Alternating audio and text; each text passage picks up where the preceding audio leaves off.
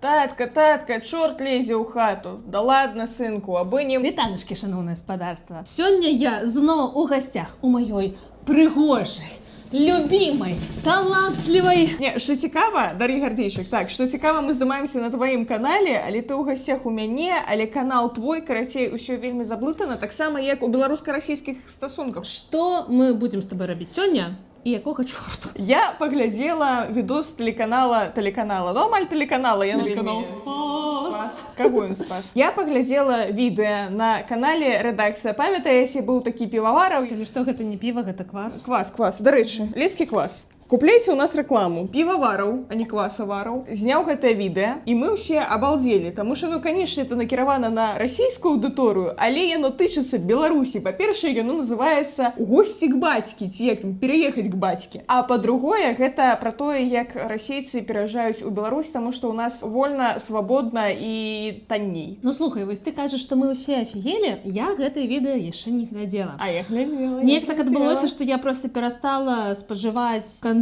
у першую чаргу з Расіі, па-другую, усё, што тычыцца навінаў і гэтак далей, і, здаецца, ад рэдакцыі я ўвогуле адпісалася. Але тое, што ты кажаш, мяне трохі здзіўляе, таму што у перыяд, калі я глядзела рэдакцыю, гэта быў адзін з маіх любімых каналаў. Я Піваварова паважаю, таму мне вельмі цікава, што ты там хочаш мне паказаць. Цікава, ці застанецца ў цябе хоць кропля павагі да Піваварова, як да журналіста пасля таго, як мы паглядзім гэтае відэа? Ну давай, challenge accepted, так сказаць. Як даўно я не чула гэтай музычкі. Вось, дарэчы, заўваж, у Расіі, дзе страшныя рэпрэсіі, ад якіх даводзіцца з'язджаць аж у Беларусь, можа такі журналіст, як Півавараў і яго каманда заставацца ў краіне, ну, чыста вот эту вот плашачку трэба паставіць, што там інаагент, усё фігня. Ну, слухай, наколькі я ведаю, яны ўсё ж такі з'ехалі, ці я памыляюся? Ну, тады пытанне, як корэспандэнты прыехалі ў вольную Беларусь. Привет, друзья! На фоне массовых блокировок интернета и его ограничений в России предсказуемо растет число поисковых запросов, куда можно переехать. Расіян заматавала пераязджаць не факт вайны і не той факт, што ў іх у краіне дыктатура, а той факт, што пачалі блакіраваць Інстаграм і ўсякія іншыя інтэрнэт-рэсурсы. Ведаеш, дайчыцца, калі я вучылася ў універсітэце і вела твітер, я пісала такі пост: у адрозненне ад Украіны у Беларусі працуе УКонтакце. У адрозненне ад Расіі у Беларусі працуе Тэлеграм. І мне хтосьці на гэта адказвае, гэта ўсё зроблена дзеля таго, каб ты не атрывала свае вочы ад тэлефону і не заўважала, што адбываецца вакол. Удивительно, какое направление сейчас становится одним из самых популярных для реального переезда. Это Беларусь. В сети вирусятся посты россиян о том, как просто и дешево можно переехать в Минск и спокойно сидеть там в Инсте и Телеге, закупаться в Заре и пить Кока-Колу. Удивитесь ли вы, если я скажу, что в самой Беларуси далеко не все рады такому наплыву соседей? Подписчики уже несколько раз просили нас сделать об этом подробный репортаж. И вот мой коллега Илья Егоров отправился в Беларусь. Поговорил с теми, кто переехал совсем недавно, и с теми, кто живет там уже несколько лет, а также с теми, кто, наоборот, уехал из Беларуси. Илья выяснил, правда ли, что там в несколько раз дешевле, чем в России, что дом можно купить за $15. Наконт таго, каб набыць дом за $15, я не ўпэўнена, але вось набыць аэрапорт за 10, гэта вось дакладна можна было. А главное, насколько свободно переехавшие россияне ощущают себя не только в интернете, но и в офлайне. Я, дарэчы, у Мінску была апошні раз у 19-м годзе. Я ў 20-м, бо я з'езжала з Беларусі менавіта праз Мінск. Вось яно што. Собственно говоря, в феврале началась СВО. Браю косметичку на СВО. Знакомый сразу сказал, что я уеду, если что-то вот такое будет. Какое потому такое? Что, ну, просто мне страшно. Перакладаем на нармальную мову. Пачалася вайна, і ён кажа сваім знаёмым: калі штосьці такое будзе, я з'еду, таму што мне страшна. Так яно вось уже адбываецца, ўжо вайна. Так ён-то з'ехаў у Беларусь, усё лагічна. Просто ў Беларусі не так страшна, як у Расіі, ты не разумееш. Просто страшно, не думая ни о каких политических движениях или еще что-то. Просто умирать не хочется. Разумею. И я сказал, что я уеду. Это Станислав, он из Воронежа, уехал осенью 2022 года. Карацей, яго не заматавала вайна, яму не было страшно. Падумаеш, вайна і вайна, это ж там недзе в Украіне. Зато калі пачалася мабілізацыя, он взяў да уехаў, таму што страшна. Не, ну слухай, тут ёсць логіка. Зараз ёсць шмат навінаў пра атакі на НПЗ у розных расійскіх гарадах, у тым ліку ў Маскве, і шмат хто з людзей здзіўляецца, а што адбылося? Гэта, напэўна, чыясьці спроба ўцягнуць Маскву ў вайну. Гэта вельмі зручна сидзець у доміку і казаць, што мяне мне гэта не кранаецца і да апошняга спадзявацца, што нічога не адбудзецца. Сейчас живет в Молодечно, небольшом городе в 80 километрах от А Минска. то молодежь была, до речі. Слухай, не. І я не поспела доехать. Але адтуль такие політичні діячі і діячки, что просто диву даєшся. Я могу уже и периодически переходить на Тросянку, не на этот самый. Не на мову, но уже на Тросяночку. Я с семьей поехал смотреть прекрасную страну. Это действительно потрясающая страна, ее можно посмотреть. Не могу не походиться. А это Анастасия из Челябинска. Она работала преподавателем английского в Skyeng, и так сложилось, что одним из первых учеников стал ее будущий муж. Он из Бреста. А наколькі этычна заводзіць рамантычныя стасункі са сваім вучнем? Нават калі ён дарослы мужик, мабыць, ён нават старэйшы за цябе, але тым не меней гэта твой вучань. А наколькі этычна расіянам пераязджаць у... Давай просто просягнем гэта глядзець. Целый год мы жили, так сказать, на две страны. Месяц в Бресте, месяц в Челябинске. Но в итоге мы решили, что все-таки мы останемся в Беларуси. Ну вот он из Бреста. Это другая Беларусь по сравнению с Минском? Наверное, нет. Вообще, для меня вся Беларусь — это такая единая страна. Ну что? Барадзенцы пайшлі ў чат. Ну расскажите мне, что Гродно гэта тая самая Беларусь, что Минск. Ці Магілёў, напрыклад. Смагілёў. Я разумею, что яна хоча сказаць. Яна кажа, что у нас там усякие и бураты, и татары, и каго толькі няма. Усё-таки рэгіянальныя адрознасці ў Беларусі існуюць і з пункту гледжання мовы, і з пункту гледжання культуры. Так казаць можа, напэўна, чалавек, пабыўшы ў Мінску, пабыўшы ў Брэсце, і кшталту, но у іх выраз глас такі же самы. З іншага боку, калі мы кажам, напрыклад, пра Расію, якая ў нас ніхера сабе якая вялікая, нават мовы розныя могуць быць у розных рэгіёнах Расіі, і там на самай справе ёсць вялікая розніца. Ну, гэта таксама свайго роду вот эта вот расійская гігантаманія. Калі вы менш за, не ведаю, 100 мільёнаў насельніцтва, то што вас разглядаць там? Это разбирацца ў ваших сортах? Если мы возьмем Россию, то в России очень много разных и национальностей, и как бы людей абсолютно разные. Очень много иммигрантов. А ты кто? Беларусь, она меньше, заметно. И здесь все люди более-менее для меня лично одинаковые. У меня есть прапанова, давай поставим на 1,5. Давай. Это. То есть они очень гостеприимные, очень отзывчивые, очень добрые. И нет разницы, ты минчанин, так сказать, либо ты из Бреста. Вот семья твоего мужа, друзья, знакомые, как они тебя принимали? Не было ли каких-то острых моментов из-за того, что ты из России, например, вот чего-то такого? Познакомилась я с семьей в 2021 году. И когда я приехала, во-первых, это было немножко так weird, да? Немножко странно, потому что... Новый этикет. Ну, мой муж старше меня на 5 лет, поэтому здесь никаких антиморальных принципов нет. Его семья встретила меня очень тепло. Я помню, как я приехала, и там был просто накрыт огромный стол с всякими белорусскими явствами. Драники, наверное. Ну, по-перше, беларускія явства, дранікі, наверное, гэта добрый дзень з днем нацыянальных стэрэатыпаў.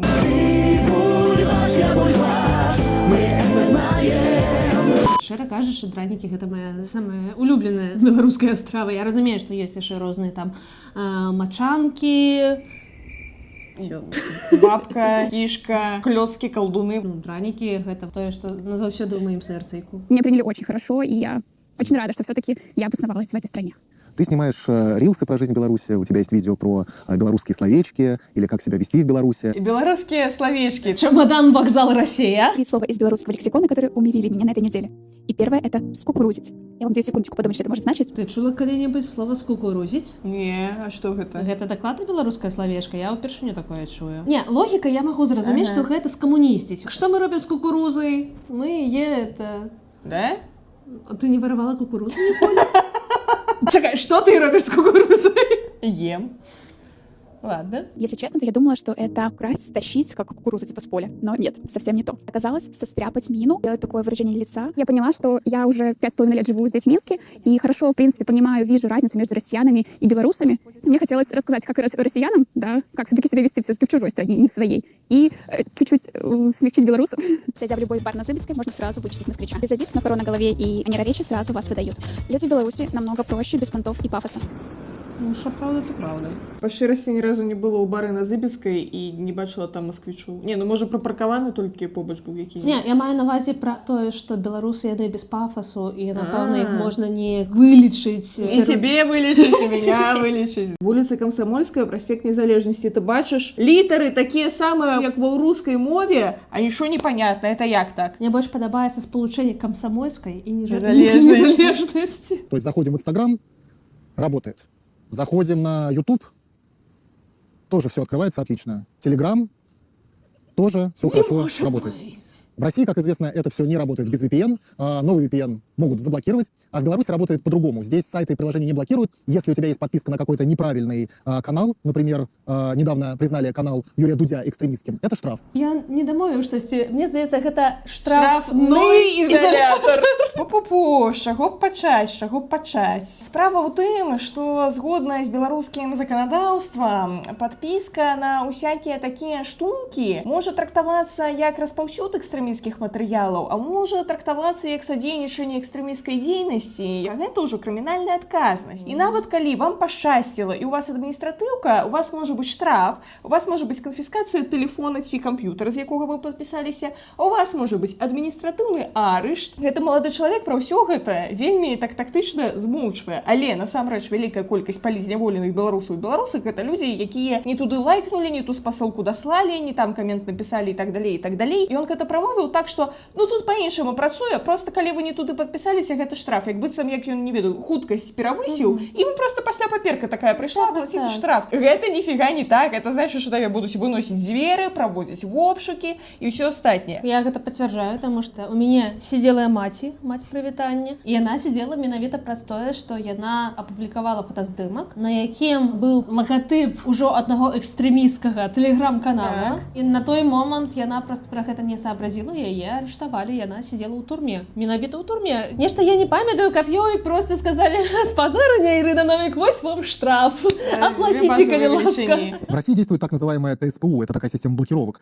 Действует Роскомнадзор, контроль. А в Беларуси, правильно я понимаю, что этого нет? В Беларуси технически немножко по-другому просто устроена сама система доступа к интернету. Если в России больше 6 тысяч провайдеров, которые непосредственно имеют доступ к интернету, это на самом деле топ-2 результат в мире. И поэтому технически просто более сложно реализовать эту блокировку. Для того, чтобы ее реализовать, нужно достаточно много инвестироваться в инфраструктуру, которая эту блокировку будет делать. А в Беларуси принципиально устроено по-другому. Там есть два крупнейших оператора, через которые поступает интернет-трафик. Это Белтелеком и Национальный центр обмена трафиком. Поэтому реализация самой блокировки, она технически проще, поскольку через этих двух операторов можно это сделать. На данный момент интернет более доступный и более свободный в России или в Беларуси? Если сравнивать просто технически по тем параметрам, которые общедоступны, то количество ресурсов, заблокированных в России, количество ресурсов, заблокированных в Беларуси, это примерно одного порядка цифры. Кроме того, достаточно редко звучит информация о том, что в Беларуси блокируют какие-то VPN-сервисы. Вось тут з'явіцца колькасць сайтаў, якія прызнаны экстрэмісцкімі матэрыяламі і суадносна заблакаваныя на тэрыторыі Беларусі. Калі гэтыя хлопцы кажуць, што вось я открываю Инстаграм і ён открываецца,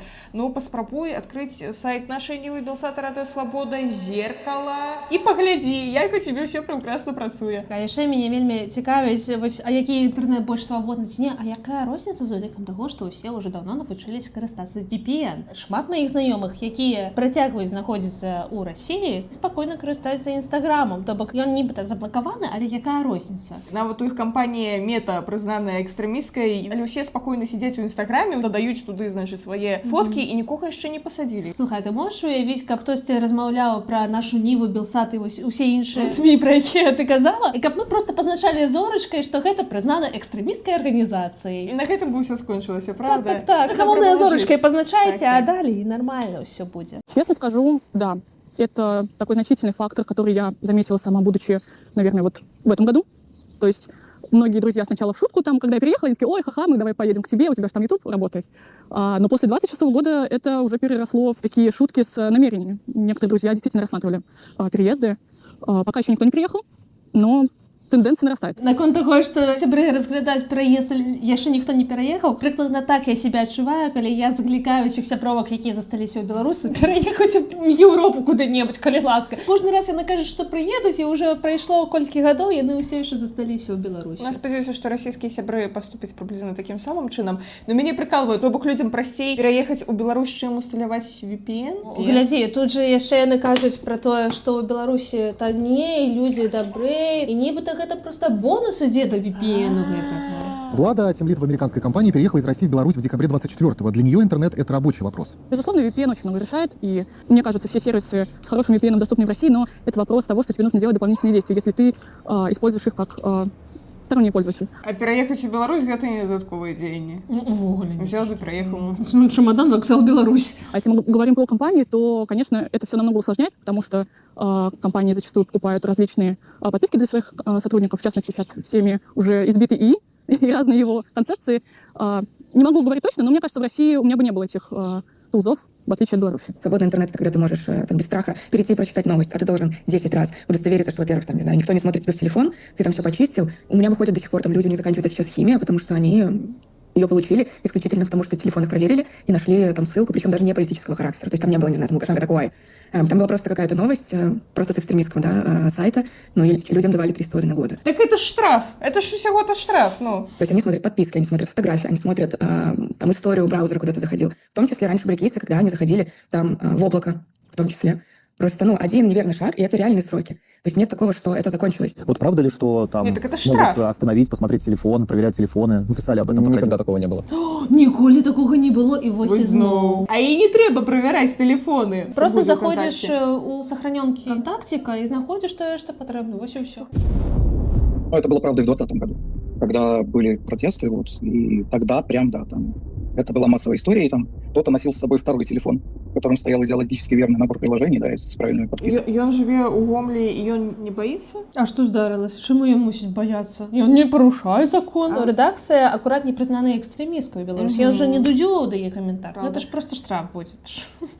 Сейчас, мне кажется, это сошло на нет. Возможно, если человек где-то засветился, сценарий, когда ты пересекаешь границу, да, там твой паспорт смотрят, там, и у них, возможно, зажигается какая-то лампочка, что надо попристальнее посмотреть на это товарища. А что значит засветился? Что это за вольная краіна такая, где можно недзе засветиться, и после гэтага у тебе проверить все подписки у телефоне? Усе беларусы, якія з'ехалі з Беларусі, яны з'ехалі не просто так, не просто таму, што VPN не працуе, а таму, што гэта было пытанне жыцця, волі і яшчэ чаго-небудзь. Тыя, хто засталіся ў Беларусі, мабыць, яны з гэтым сапраўды не сутыкаліся. Каб зусім не сутыкацца, гэта трэба жыць у нейкім такім інфармацыйным вакууме, таму што, мне падаецца, у ўсіх ёсць хаця б прынамсі адзін знаёмы, з якім здарылася штосьці такое, там, зняволенне па палітычных матывах.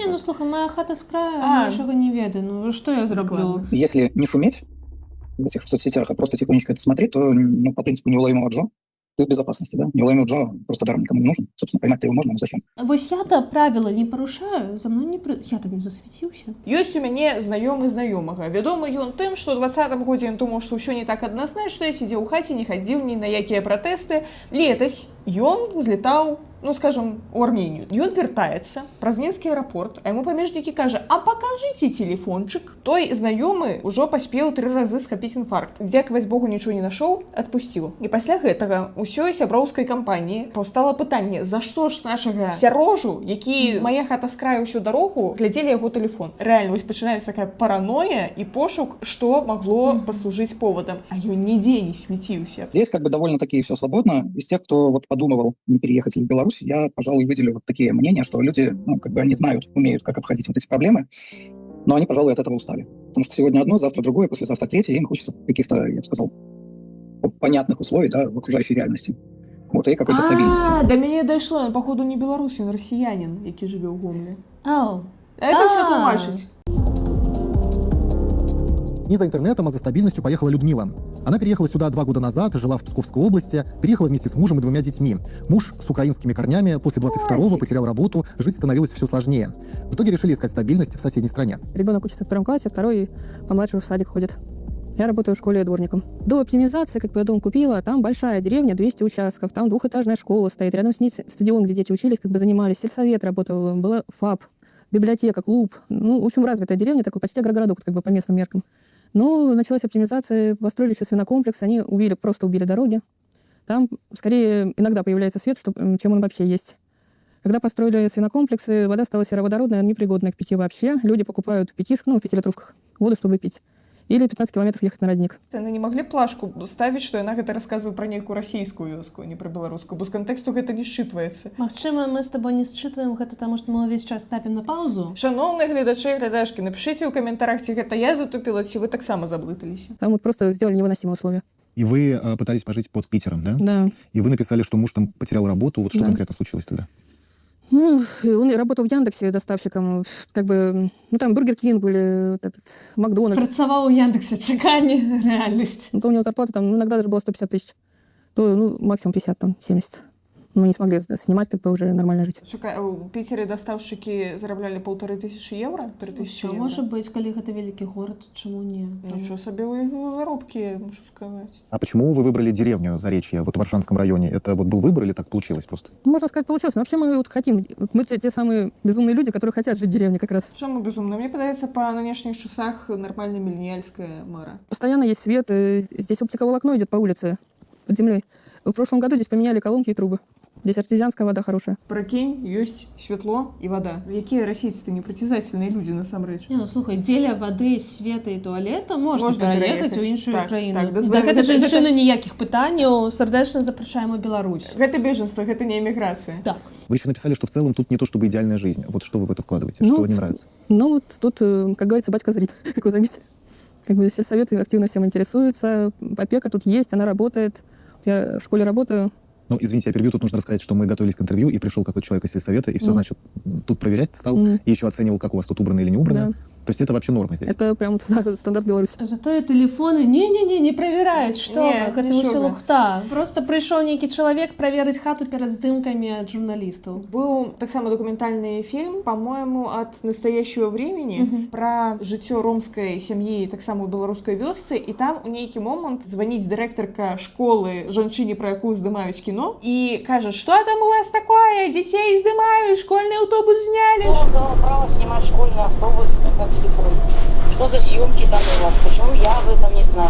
У Беларусі, па-першае, ёсць вось гэты страх чыноўнікаў, што не дай бог хтосьці штосьці здыме, пабачыць, выкладзе ў інтэрнэт. Дзяржава мусіць быць усунутая ва ўсе справы. Напрыклад, я памятаю са школы, калі які-небудзь хлопчык у пазашкольны час разбіў каменем шкло якое-небудзь, яго класная кіраўніца з ім разам за ручку ідзе ў выканкам на паседжанні камісіі па справах непаўналетніх, і прычым тут класная кіраўніца. І таксама, калі раптам сям'ю ставяць у СОП, то там таксама класная кіраўніца мусіць што-то прыходзіць да хат, глядзець, у дзіцяці ёсць спальнае месца, дзе дзіця робіць урокі, што у лядоўні. А класнай кіраўніцы няма чым больш займацца, толькі хадзіць па сваіх вучнях і глядзець, як яны там курва жывуць, чым яны харчуюцца, і ці ёсць у іх там працоўнае месца, каб рабіць дамашку. Так я памятаю, у нас у малодшай школе ніхто у нас не быў на СОПе, але чамусьці нашай кіраўніцы прыйшоў загад з гары абысці усе дамы усіх сваіх вучняў вучаніц і паглядзець, як яны там жывуць, ці ў іх там прыбраны, ці ў іх усё нармальна. Я не памятаю дакладна, но мне падаецца, яна просто забіла, і просто там бацькі прыходзілі ў школу нас забралі забіраць. подпіс, што яна прыйшла. Так. Класіка. А калі б яна была такая прынцыповая, так, ну окей, я зараз за ўсіх пойду. А они что, они каждый день ходят, вот люди с сельсовета? Ну, они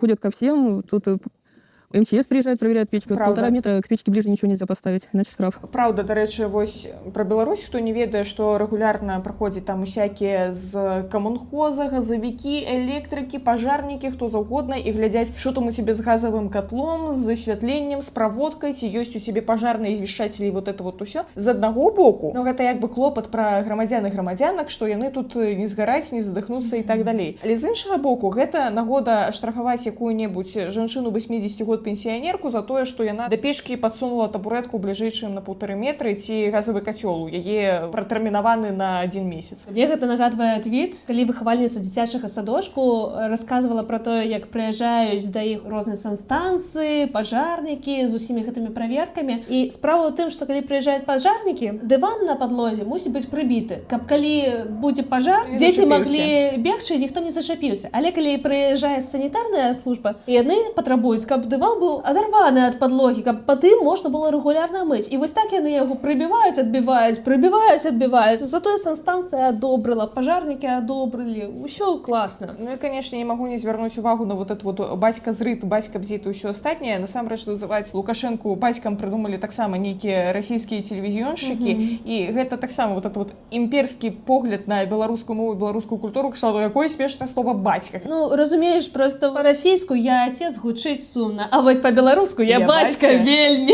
Я бацька, я иду до конца. Нормативы везде, даже не знаю, смеялась. Тут у каждого вот, одинаковые кусты под окнами. Такое чувство, что сказали вот посадить только здесь. Вольная краіна, што хочеш, то і сажай. Ці каго сажай?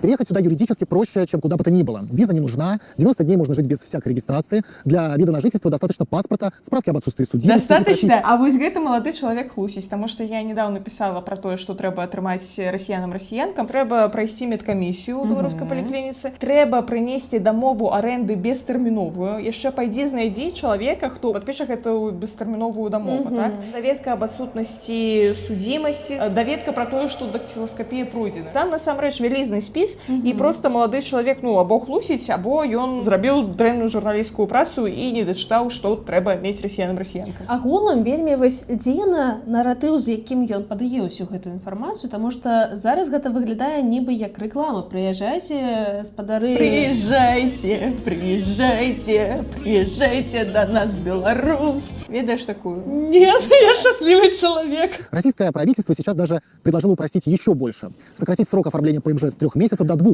Но есть вещи, которые не упростишь. Ипотеку, например, не резиденту не дадут здесь. Землю под деревенский дом купить нельзя. Только аренда на 99 лет. И самое главное, белорусское гражданство требует отказа от российского. Двойного здесь не бывает. Поэтому большинство так и живут с видом на жительство и дальше не идут. В Беларуси в целом достаточно лояльные условия. У россиян, наверное, в плане каких-то преференций это если делать ВНЖ, потому что можно делать ВНЖ сразу. Всем остальным нужно жить 5 лет. Мабуть, ён з ПМЖ Напэўна. 90 дзён яны сказалі, што можна было без праблем. А пасля ты мусіш рабіць ВНЖ. Не тое, што можаш, што мусіш. Нешта мне гэты мужик не падабаецца. Так. Нешта ён это Які хуйню мутны. несе. У меня не вид на жительство, я получила РВП, это просто разрешение на проживание на основании моей работы. Я официально работаю и поэтому получила РВП. Чтобы получать медицинскую государственную помощь, насколько я знаю, все-таки нужно ВНЖ. Ну як, ты можаш атрымоўваць дзяржаўную дапамогу, просто плаціць за яе мусіш, калі у тебя няма ВНЖ. Но скорая медицинская, не скорая экстренная помощь, да, если я там, не дай бог, что-то случится, я вызову, она ко мне приедет. Есть какое-то вот соглашение между нашими странами. Но так как есть ДМС, я просто в этом не нуждаюсь. Я увидел то, что есть некая проблема в коммуникации, есть часто повторяющиеся вопросы от соотечественников, там, где, от бытовых до каких-то там серьезных. Вот, мне показалось, что вот можно объединить людей вот в один какой-то телеграм-чат, где можно было бы там делиться информацией и получать какие-то ответы на свои вопросы. Россияне, соотечественники, милые, подскажите, мне треба доехать до станции Октябрьская. Нет такой станции в Минском метро, не знаю, где выходить. Поезд на другие перроны. Какие другие? Беларусь использует в качестве транзита, то есть там, допустим, ребята с России приезжают, там здесь какое-то время живут, берут себе билеты там условно в Турцию или еще куда-то, если они не выездные из России скорее. И дальше вот летят куда-то либо в Европу, либо еще куда-то там. Ты писал нашему продюсеру, что в Беларуси не сложилось адекватного комьюнити россиян. Что ты имел в виду?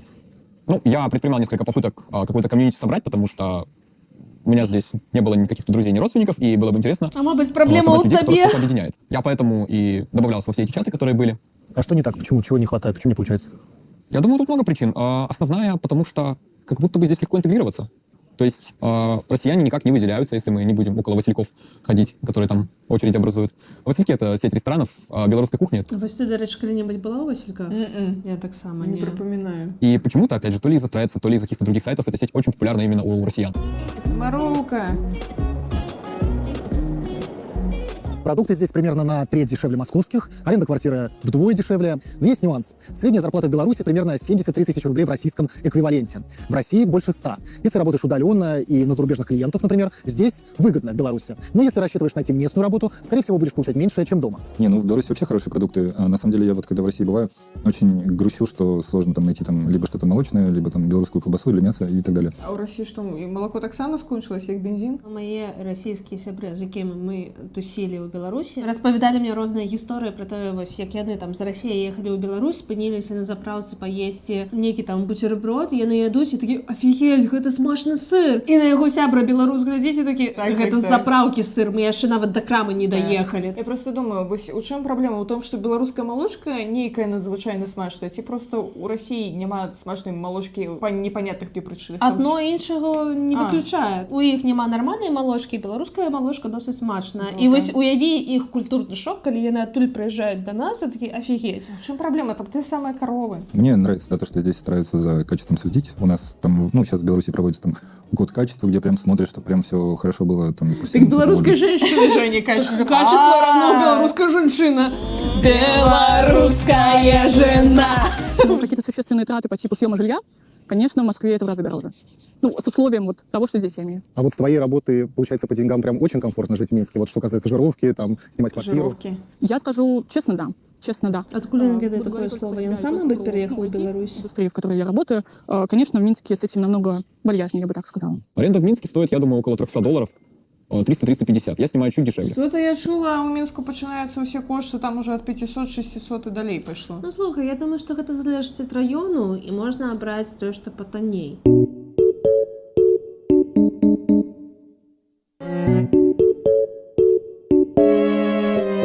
На момент 19-го года, я памятаю, я здымала кватэру, я платила за двушку на Девятоўцы $200. Ну, то бок, офигенно.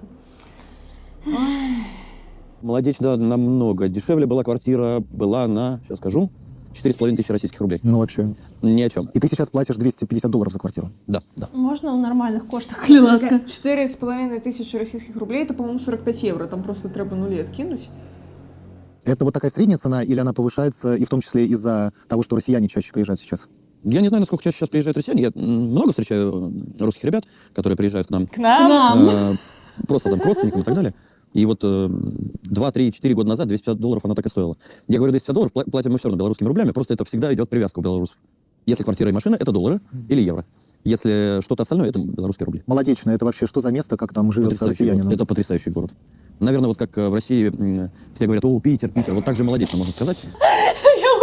Я не чую, як параўноўвалі Пітер з Маладзечна. І зноў жа, я ў Маладзечна ніколі не была. Я ўпэўнена, што гэта вельмі класны, круты горад, але, прабачце, Пітер і Маладзечна, ну, нешта ў мяне тут не стакаецца. Слухай, так у Бродскага ж было, ні страны, ні пагоста не хочу выбіраць, у Маладзечна на востраў я прыйду уміраць. Адзінае, што я ведаю, Баранавічы — гэта наша беларуская Чикаго. А Менск будзе сталіцай США. І ўсім по 500 гадоў. Во-первых, там потрясающие закаты практически каждый день. Я их очень люблю. Во-вторых, город маленький, но в то же время в нем все есть. Вось зараз тут будзе напісана, які па памеры Маладзечна вось у рэйтынгу беларускіх гарадоў, дзе Мінск самы вялікі, вот мне падаецца, ён там недзе ў першай дзесятцы. И очень много кофеин, и ресторанов, огромный парк посреди Молодечно. Есть куда сходить, наверное, есть где работать. А так-то у Беларусі вялікая праблема, што нельга знайсці нармальную працу ў рэгіёнах, хі-хі-ха-ха. І там усе просто ў Мінск. Не, ну з іншага боку, калі ты, умоўна, добры рускі, які не хоча ваяваць, які з'язджае ў Беларусь, навошта табе гэты вялікі Менск? Ты можаш за капейкі жыць сабе у Маладзечна, працаваць у якой-небудзь айцішцы за мяжой, і нармальна. Я разумею гэтую логіку, але проста гэта словы белага каланізатара, які прыляцеў на Балі і кажа, ну, що там увогуле у людей адбываецца, якія ў іх заробкі, як там яны жывуць, мяне не калыша. Ось вілла тут каштуе 2000 евро ў месяц. В прынцыпе, можна працаваць на ўдалёнцы, вельмі танныя кошты на ўсё, на масаж, на манікюр. А ты не задумаўся, чаму вельмі танныя кошты на ўсё? Асабліва вось гэтае разважанне, што, ну, напэўна, ёсць дзе працаваць. Ну, ты калі напэўна не ведаеш, ну, ты не кажы. Ну, вот ты подрабатываешь в баре, ты по-прежнему работаешь металлургом? Да. Ну, а как это удаленно работать металлургом? Ну, утром проснулся, сел за компьютер. Металлурги могут працаваць з компьютером? Напэўна. Поставляем заготовки для тяжелых станков, поставляем запчасти по чертежам. Ты в целом сейчас по деньгам себя чувствуешь комфортно? Даже, наверное, покомфортнее, чем в России. Даже так. Потому что, ну, и в баре хорошо выходит, и в металлургии, ну, как сказать, плюс квартира, которая у меня была в Воронеже, я ее сдаю. В принципе, хорошо выходит. Про недвижимость интересная история. В одном месте читаем. В марте этого года каждую 10-ю квартиру в Минске купил россиянин. Год назад их доля была 2-3%. А вот это материал белорусского портала о недвижимости Прометрбай. Они спросили у крупнейшего агентства в Минске «Твоя столица», что происходит на самом деле. Чакай, а у якім гэта адным месцы чытаем? Ёсць адчуванне, што гэта нейкі экстрамістскі ресурс, таму я сказаў, у адным месцы читаем. И те говорят, за все начало этого года через них ни один россиянин квартиру в новостройке не купил. В аренде тоже никакого ажиотажа, только обычный сезонный всплеск, как перед майскими праздниками. Вероятно, большинство россиян, которые сейчас пишут про переезд в соцсетях, пока что именно пишут. Приедут, посмотрят, снимут квартиру на месяц и будут думать дальше. В Беларуси, как и в России, люди неохотно дают как интервью и вообще не очень, что называется, светит лицом. Мы опросили десяток риэлторов, с нами согласилась говорить одна, и то анонимно. Так свободная ж краіна, все скончылася, ніхто тэлефоны не правярае. У чым праблема-то? Гэта першае, другое, как и в России. Ты зараз бярэш интервью у десятка россиян. Что значит, как и в России? Как и в России. Как и в России. Как и в России. Ну, наверное, здесь нужно поделить на два сегмента. Есть статистика официальная от кадастрового агентства, по которой по сделкам выглядит так, что сделок с гражданами Российской Федерации больше не стало. Но есть личное наблюдение меня и моих коллег. Люди хотят получить информацию, как приобретать, сколько стоит, как снять, как жить и так далее. Этого стало больше. То есть запросов, обращений в агентство стало точно больше. Вот. Но на сделках это пока не отразилось. То есть сделки проходят, их стабильно 10%, если мы говорим про Минск. Я за всю Беларусь не могу сказать. Но Спрос точно увеличился. А вы переехали, вы понимали, куда вы едете? То есть какой-то есть дом, вы сразу его купили или как вот это было? Муж съездил, купил его зимой. Весной мы уже приехали со всеми вещами. И как это было вообще дорого? Ну, в пределах 100 тысяч российских. То есть вот этот дом в пределах 100 тысяч. Это так вот тут стоит, в принципе, дома? Или это было? Нет, это зарплата за месяц. Железная дверь, как бы что-то тут сделано, вот все осталось, вот эти вот диваны, кресла, как бы за это еще брали немножко.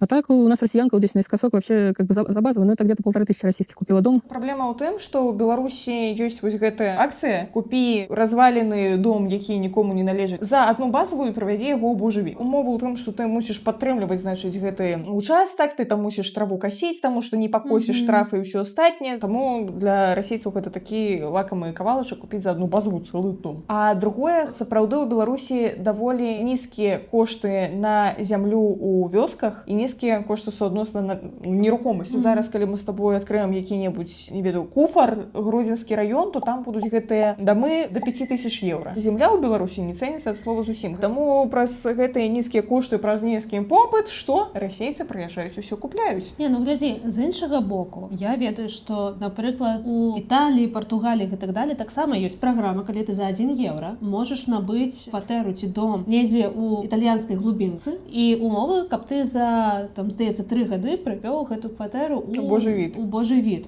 А што мы тут робім? Добрае пытанне. Пакуль рэчы. Тое, што людзі пераязджаюць з адной краіны ў іншую і яны займаюць тыя кавалкі, у якіх самі жыхары гэтай краіны не жывуць, я ў гэтым мінусаў не бачу. Калі для яе вось гэты домік у хутары гэта нармальнае жыццё, ну і класна. Мы з табой таксама можам зараз за 1 евро набыць якую-небудзь кватэрку ў Італіі і жыць шчасліва. Што мы тут з табой робім? Тут ёсць нюанс, што называецца, як у тваім улюбёным анекдоце пра нюанс. Татальнай беларусіфікацыі Італіі ніколі не было, а татальная русіфікацыя Беларусі, яна як бы была, мае месца, яна працягваецца. Окей. Good point. За 1500 российских рублей дом? Да, может потом снять. Ну это вообще даром. Ну, она, конечно, ремонт сделала еще потом. Там оформление земли там нужно, и какие-то документы еще на дом дополнительно. Ну, в 50 тысяч вложится реально.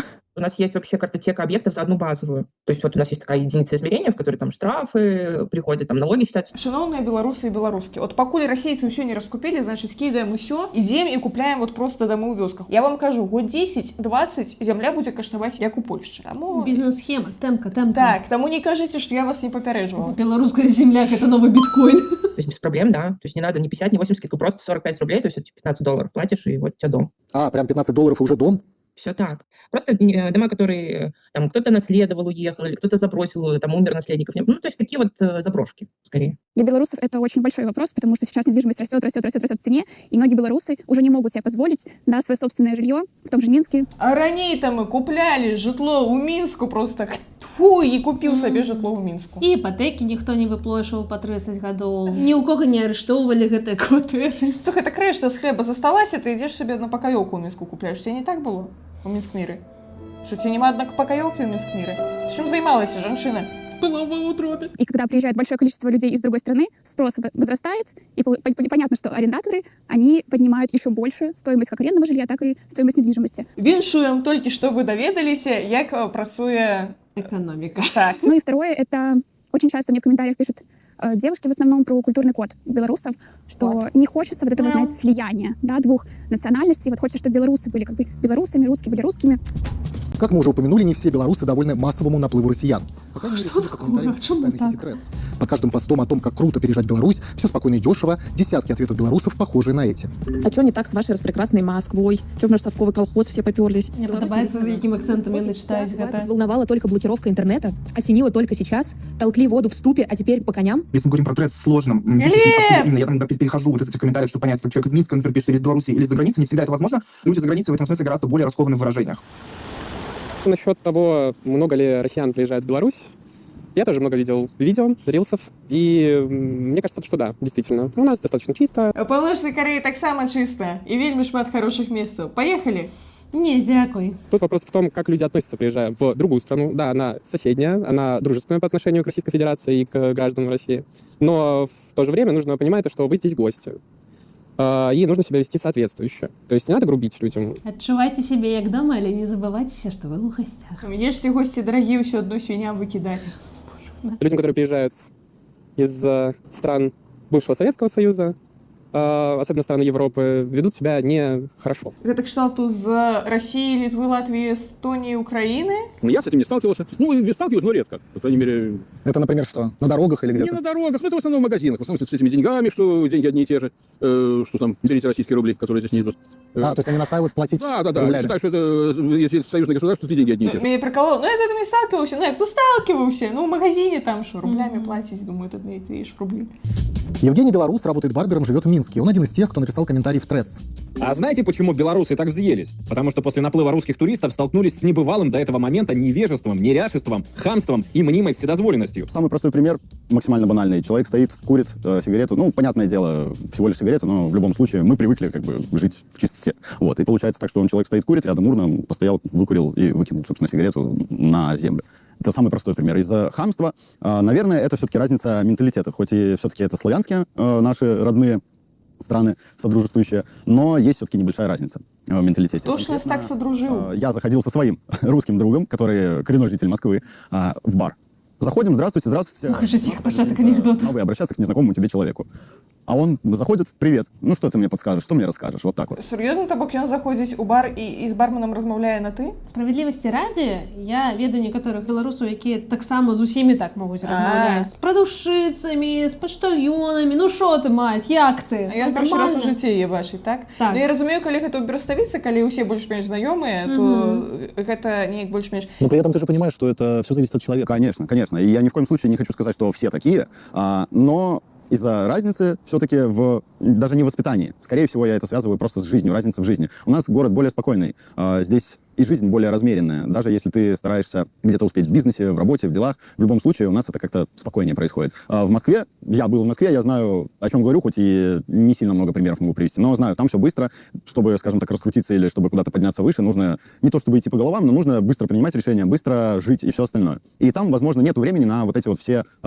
на всю эту вежливость. Параллельно с этим я вижу, что есть и вполне много гостеприимных и очень любезных и миролюбимых комментариев, например, под постами, где россияне отчитываются о поездке в Беларусь и говорят, что им очень понравилось, потому что там было свежо, прекрасно, опять же, хорошие люди, вкусная еда и все такое прочее. И там много благодарных людей за то, что туристы остались довольны тем, что они увидели. Там дискуссия меняется, но я думаю, что все-таки действительно вот массовые приезды российских туристов в Беларусь у части общества вызывает напряжение по, на самом деле, очень понятной объективной причине. Дело в том, что вот с 2020 года белорусы живут в той реальности, в которой сотни тысяч людей уезжают из страны. Это вызывает ощущение какой-то тотальной несправедливости. Вот я думаю, что еще людей, возможно, раздражает отношение Беларуси как к сервису в каком-то смысле.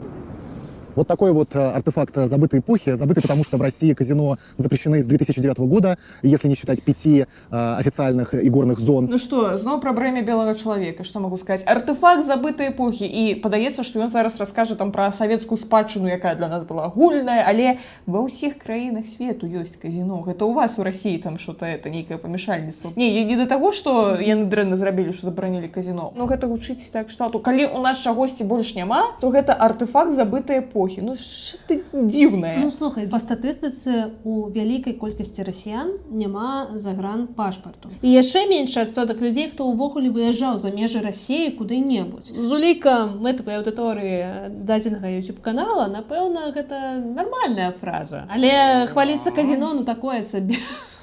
Казино разбросаны по городу, вот буквально возле вокзала.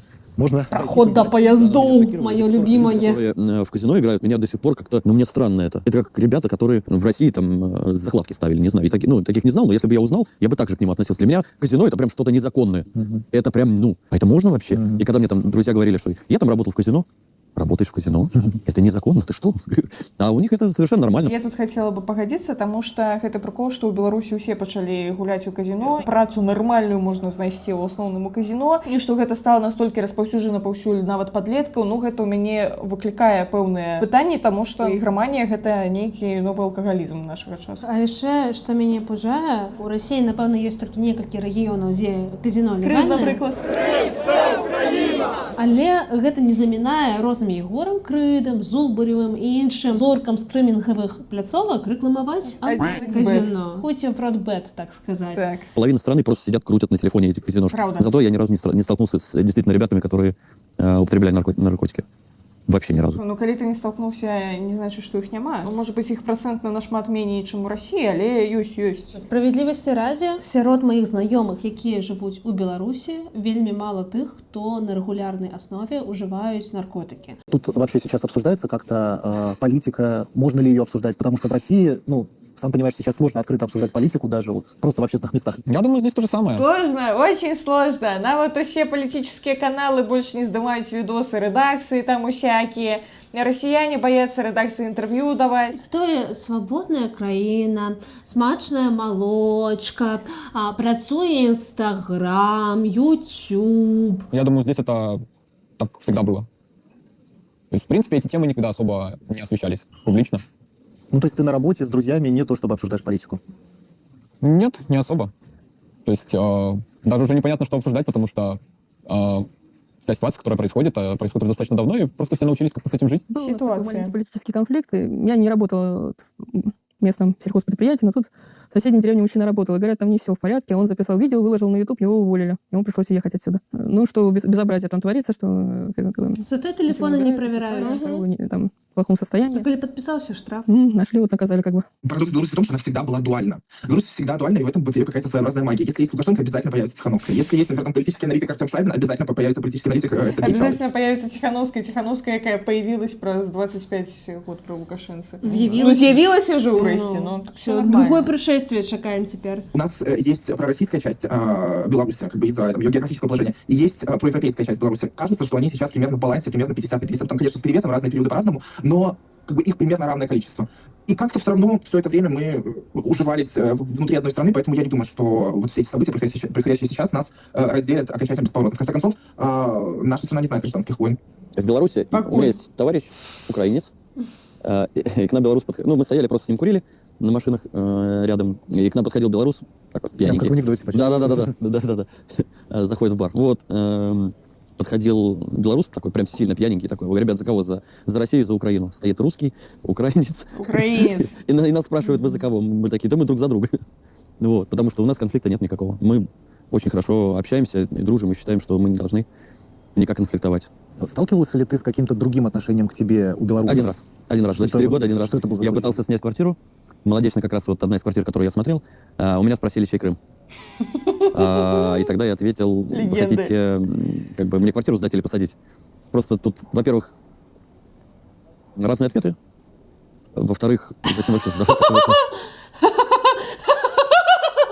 Ну, сенсі, это ж вольная країна, там ж можно что завгодно казать. Так, а чей Крым-то?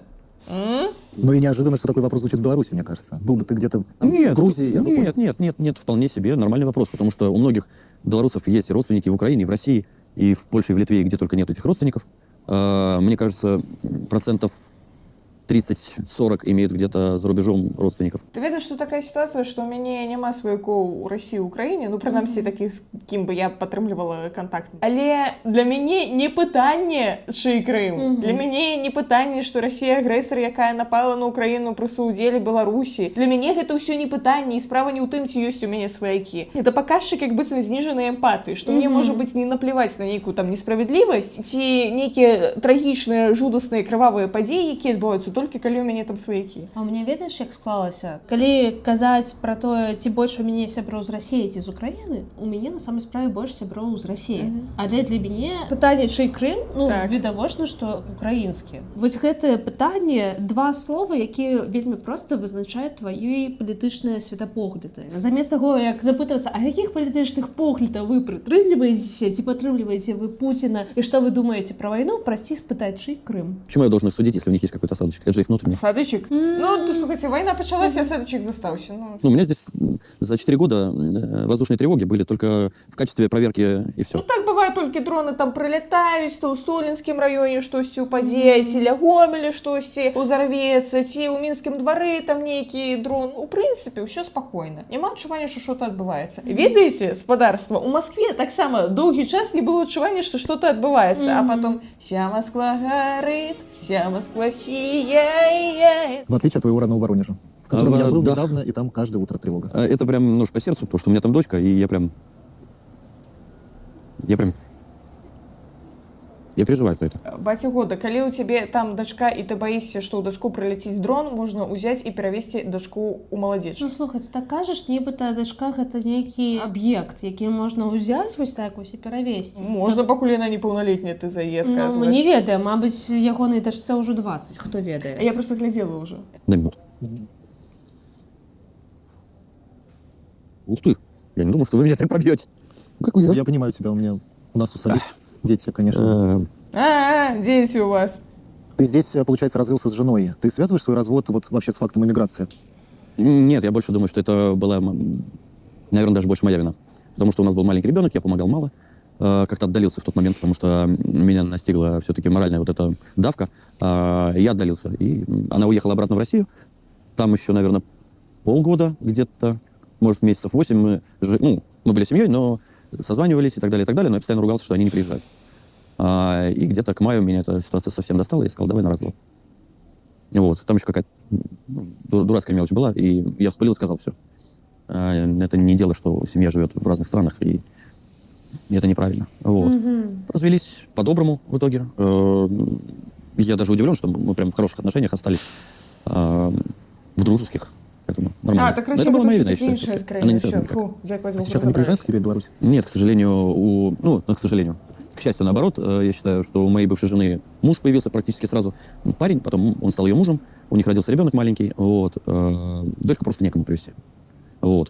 Заставлять ее семью сюда ехать, А самому жопу оторвать и приехать у Воронеж не судьба? Я так разумею, ён прыкладна по тых же причинах не может приехать у Россию, по якіх мы с тобой не можем приехать у Беларусь. Ніхуя, Воля, так не працуе. Каб ён быў, напрыклад, у вышуку ў Расіі, ён бы ўжо быў у вышуку ў Беларусі. Чакай, а вось ухілянты ад арміі, яны не ў Беларусь едуць, не? Яны едуць у Беларусь, каб адразу пасля гэтага купіць квіток на бліжэйшы самалёт і кудысьці сваліць, таму што там гэта ўсе міждзяржаўныя розыскі. Па-другое, ухілянты ад арміі, ён як ухіляецца? Ён не праходзіць па павесцы. Але, ў прынцыпе, на ім клейма няма, значка няма, памежнага кантролю на той момент, прынамсі, не было. То бок ён мог спакойна прыехаць у Расію, забраць дачку, вярнуцца.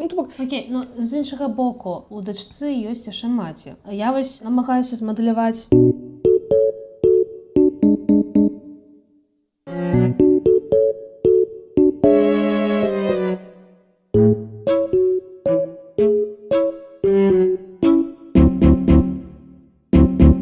Вот площадь Независимости. В августе 2020 года здесь стояли сотни тысяч человек. Самые массовые протесты за всю историю Беларуси. Их разогнали. После этого из страны уехало по разным оценкам от 300 тысяч до 500 000 человек. IT-индустрия потеряла больше 20 тысяч специалистов. А интернет тогда отключили на 3 дня. Не работали банки, мессенджеры, вообще ничего. Сейчас здесь мирно гуляют, в том числе, может быть, релоканты из России. Тут мирно гуляють, ось, наприклад, на Советской площади у Гроді так само мирно гуляють, а за стіною там турма, и там полізневолені мирно сидять. Еще один из типичных комментариев, что вот едут в нашу страну, ничего не зная и не помня про 20-й год, и про то, что здесь происходило и происходит. Вот ты согласен с таким утверждением? Что ты про это думаешь? А зачем знать, если мы живем сейчас? То есть нет этого шлейфа, вот этих тех событий? Я бы не сказал. Сейчас все успокоилось, устаканилось. Я не чувствую. Конкретно я не чувствую. Як же ён чувствуе? Не, насамрэч, хорош гусь чалавеку, які жыве ў Мінску, знаходзіцца ў Мінску, які беларус задаваць такое пытанне, і зараз ён скажа: слухайте, у нас каля 1000 палізняволеных у краіне, у нас людзей арыштоўваюць ні за што, ні пра што. Такога адказу ён чакаў? Што устаканілася? Некоторые изменения там в законодательстве или в чем-то еще, да, это есть, но есть и также и в любой стране. А по поводу шлейфа 2020 года я бы не сказал. Мне кажется, все спокойно. Я апошнія 6 год не жыву ў Беларусі, але нават калі я не хочу чытаць навіны пра палітыку ці штосьці яшчэ, рыкашэтам далятае, каго арыштавалі, каго вызвалілі. Шлейф усё яшчэ цягнецца, у тым ліку, таму што мы з табой не можам павярнуцца дадому. Шлейф цягнецца, таму што ў мяне ўсё яшчэ арыштаваная кватэра. Шлейф цягнецца, таму што я не была на пахаваннях свайго таты, які загінуў у Гродні. Для мяне гэты шлейф, ён будзе цягнуцца ўсё жыццё, напэўна. Для людзей, якія засталіся ў Беларусі і могуць зрабіць выгляд, што нібыта нічога не адбылося, мабыць, сапраўды гэта выглядае так. Таксама, наколькі ты можаш можаш зрабіць гэты выгляд. Узяць мой клас. Тату аднаго з маіх аднакласнікаў таксама судзілі па палітыцы, ён адседзеў. Ну, давайте на гэта заплюшчым вочы. Ну, вось ёсць іхняя аднакласніца я, якая не прыязджае ў Беларусь вось уже там некаторую колькасць год. Ну, давайте на гэта заплюшчым вочы. Ёсць аднакласнікі, якія з'ехалі абсалютна не па палітычных прычынах. Там карта паляка паехалі ў Польшу вучыцца, а ў выніку тут застраглі, таму што навучанне ў замежных універсітэтах перастала быць нагодай для адтэрміноўкі ад арміі, і яны просто, ну, тут будуць невядома колькі год. Ну, ёсць гэты шлейф. Ну, нікуды ты ад яго не дзенешся. Ну, як ты сабе вату в уши не закалкивай, ну, все одно оно есть. Я бы не сказал. Мне кажется, все спокойно. Мне очень сложно сказать, потому что я не была там 5 лет. И когда у меня остались там друзья, когда я с ними говорю, ну как, вы там, не знаю, что-то чувствуете, вам страшно? Они говорят, нет. Они действительно говорят, что нет, все очень тихо, все очень спокойно.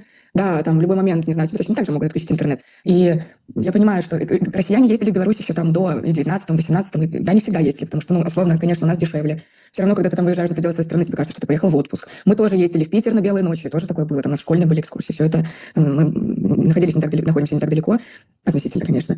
Но когда люди говорят, что они едут за какой-то свободой, такое ощущение, что они просто находятся в каком-то вакууме. Они думают, что если у тебя красный паспорт, то ты какой-то неприкасаемый. У тебя нет ощущения, что после 2020 года в Беларуси как кардинально поменялась ситуация с IT, и Минск перестал быть там вот столицей IT, как это было раньше? Я могу только передать мнение местных моих знакомых друзей, потому что я не жила здесь после 20-го. Они говорят, он изменился. Очень много ребят уехало. Это действительно так.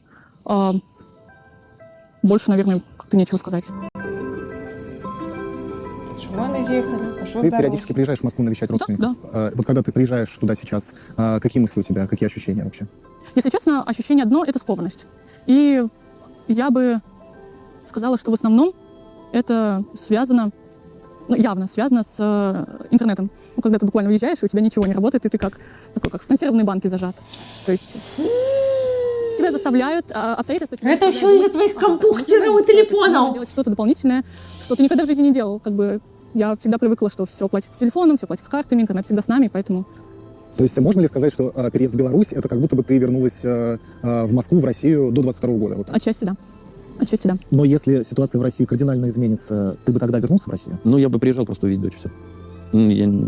Все, я здесь. Я белорус, шуфлятка, дайте мне драник, я белорус. Ну, я считаю, что я уже немного, так сказать, обелорусилась, да, то у меня тут как бы все белорусское, да, у меня и семья, все белорусы, и друзья, все белорусы. И я в своем окружении я не чувствую никакой разницы. То есть я себя чувствую максимально комфортно, и я надеюсь, да, то сейчас мне потом в комментариях все расскажут, что вы никогда не будете своими. Ну, я очень надеюсь. Я все-таки продвигаю именно Беларусь как отдельное, да, такое государство и страну. Поэтому я не могу сказать, что я прям тут я понимаю, что я все-таки приезжая. Ого. Я должна это в себе вот в голове держать, да, и вести себя как подобающе здесь. Но надеюсь, что в скором времени уже процесс такой идет, когда ты чувствуешь, что вот это вот. Я вот когда прилечу в Россию, я только вот сейчас поймала себя на мысли, что вот мой дом и моя родина, да, это совсем разные вещи. То есть Россия — это уже не мой дом. Туда я уеду в гости к своей семье на родину. Но дом все-таки здесь. Ну, слухай, я разумею на самой справе, тому што мы можам з табой колькі заўгодна над імі там хіхікаць, асуджаць іх і так далей, але на самой справе мы з тобой не вельмі-то і адрозніваемся ў гэтай сітуацыі. Мы вельмі адрозніваемся. Я б нікуды не з'ехала, каб мне не пагражала турэмнае зняволенне. Ёй не пагражала турэмнае зняволенне, яна замуж выйшла. Ну я просто пра тое, што трохі дзіўна, калі мы з табой такія дзве беларускія сядзім у вышыванках, размаўляем па-беларуску і так далей, але чамусьці не ў Беларусі. Запытай мяне, чаму? Чалавеку міждзяржаўным вышуку. Чаму ты не ў Беларусі, Даша? Там же чыста, там же смачная малочка, там інтэрнэт. А яна ў Беларусі. Вось таксама з гэтай нагоды трошкі сумна, што у некаторых людзей ёсць магчымасць жыць у Беларусі. Хаця яны там нават не нарадзіліся, а ў мяне няма. Літаральна тое, што Саша сказала ў апошнім урыўку. Ёсць адчуванне, што людзі, якія там засталіся, нібыта ў іх усё спакойна. Хаця я разумею, што нават калі б не было б некага крымінальнага пераследу, напэўна, я б ўжо не магла спакойна там заставацца. Я б увесь час сидзела як на парахавой бочцы і чакала б, калі за мной прыйдуць. Тут цікавае пытанне. Для мяне магчымасць знаходзіцца ў Беларусі или сидзець і кожны дзень дрыжаць, гэта не лепей за жыццёвую міграцыю. Давай вернемся все-таки да рэакцыі на фільм. Што тычыцца мяне і чаму ў мяне перыядычна палахала ўсё, што магло палыхаць, таму што ёсць ад гэтага фільма трошки такі вайб. У Беларусі ўсё спакойна, у Беларусі ўсё хорошо, у Беларусі ўсё замечательно. А можна трошки больш кантэксту, што ну вось такая колькасць палізняволеных, например, у Беларусі. Ну а вось такая колькасць людзей выехала. А чаму яны выехалі? А потому что вось такія пагрозы. А колькі сайтаў прызнаны экстрэмісцкімі, а за што яны прызнаны экстрэмісцкімі і так далей. А тут усё неяк так мармеладна. Гэтая гісторыя пра то, якія дакументы трэба сабраць расейцам, каб атрымаць від на жыхарства ў Беларусі, там усё вельмі так зглажана, як быццам бы, ну падумаеш, там нейкія дзве паперкі. А там такі пакет дакументаў, што балдзееш насамрэч. А вы думалі, што калі дзяржава дыскрымінуе уласных грамадзян, яно да іншых грамадзян будзе неяк больш прыхільна ставіцца? Сур'ёзна? Не, ну слухай, на самай справе у гэтым рэзон ёсць. Мо памятаеш, некалькі гадоў таму грамадзянін Беларусі і Драк Мірзалізадэ, які на той момант жыў у Расіі, яго калі дэпартавалі, ягоны адвакат казаў: табе вельмі пашчасціла, што ты не грамадзянин Российской Федерации, бо тебя просто депортуют. Могли посадить. Выгнали комика, который не гражданин России. Да, но комика, который гражданин, арестовали. Ну, Беларусь іншая гісторыя. Грамадзян России вельмі шмат сядзіць па беларускіх турмах. Сама правда. І не толькі Россия. Так, шмат людей, які просто ў якасці турыстаў прыязджаюць у Беларусь, апынаюцца шпіёнамі, яшчэ кімсьці. Ну, карацей кажучы, мне падаецца гэты матэрыял дрэнна зробленым з пункту гледжання журналістыкі, таму што вельмі аднабока. Я тут з табой схаджуся на самай справе, таму што, як я ўжо казала раней, гэты фільм, ён выглядае літаральна як рэклама пераезду ў Беларусь. Я з табой згодна, што шмат чаго яны не паказалі, але у мяне менавіта ад гэтых герояў не бамбіла. Я часта лавіла пачуццё эмпатыі. У некаторых момантах мне было шкада і былі думкі пра то, што ну слухай, ты правильно зрабіў, што уехаў з Расіі, а куды ўжо не гэтак важна. Але тым не меней, з улікам таго, што мне траплялася ў Трэц, я разумею, што гэта могуць быць байты на каменты ці яшчэ штосьці. У параўнанні з героямі Трэц святыя людзі. Слухай, ну наконт гэтых герояў, ну што называецца, людзі як людзі. У мяне, канешне, ёсць пэўныя пытаннічкі да ўсёй гэтай апалітычнасці і хатаскрайнасці. Чаму? Таму што ува мне ўспыхівае такі агонь кшталту. А вось каб расіяне былі вот хоць трошачкі больш, значыць, уцягнуты ва ўсю гэтую палітыку, можа, і не было б вайны. Ну, так глядзіш, што сапраўды людзі як людзі паехалі там. Нават не сказаць, што за лепшым жыццём вось тая жанчына, якая прыехала, таму што у яе вёсцы не засталося вады і святла, ты думаеш, она просто за базавымі чалавечымі патрэбамі прыехала. Ну, то бок, калі чалавек прыязджае ў Беларусь, таму што ёй за радасць жыць у доме, дзе ёсць электрычнасць. Так. Тут мае спачуванні і сардэчна запрашаем у Беларусь. Што я магу сказаць? І зноў жа, тое, што я бачу тут і тое, што я бачу ў інтэрнэце, гэта зусім розныя. І я з табой згодна, што тут усё гэта паказалі вельмі аднабока. Яны узгадалі пра тое, што ў Трэц іх там пасылаюць, але тым не меней яны не паказалі, на якія пасты менавіта людзі рэагуюць. Самае яскравае, што я памятаю, гэта жанчына руская, якая хвалілася тым, што яна ехала 150 па Менску, ёй трэба было заплаціць штраф, а на яе людзі абурыліся, што, гэта абалдзела чалавека. Гэта не проста парушэнне правил. Небяспечна для жыцця, вот просто людзей навокал. Не хвалюешся за сваё жыццё, но хвалюся хаця б за жыцці іншых людзей, якія на дарозе. І вось гэта таксама розніца менталітэтаў, тое, чаго мне б не хацелася, каб прыносілі. А ты ведаеш, што я думаю? Можа быць, гэтыя героі у нас выклікалі такія, ну, в цэлым цёплыя пачуцці, таму што яны ўжо пажылі ў Беларусі некаторы час. Так, яны ж самі кажуць пра тое, што вось я беларусела, шуфлятка, дранікі і гэтак далей. Калі людзі пераязджаюць у іншую краіну і пэўным чынам асіміліруюцца, то у мяне да іх пытанняў няма на самай справе. Зусім іншая гісторыя, калі прыязджае пэўная дыяспара і пачынае вучыць мясцовых, як яны мусяць правільна гаварыць, якую валюту яны мусяць прымаць у кавярнях. І называць, як сваю краіну яны мусяць правільна. Ну што ж, спадарства, усе, хто даглядзелі до конца, малайцы, хто не даглядзелі, адпраўляйцеся ў вечную спасылку ў Беларусію. Напішыце, як вы ставіцеся да гэтага цудоўнага фільма. Яшчэ трошкі я Піваварова просто бы назвала прапагандыстам. Вот на тоненькім прайшоўся, вот столечкі не хапала. Калі ласка, пакідайце свае меркаванні ў каментарах. Пакуль што ў нас ёсць магчымасць адказваць на кожны каментар. Абавязкова падпісвайцеся на канал Дар'і Гардзейчык. Абавязкова падпісвайцеся на мой канал. Шчасця, здароўя і да сустрэчы. Пакуль. Йо! We done with the shit? Бой! Засталося гэтае лайно ўсё змантаваць.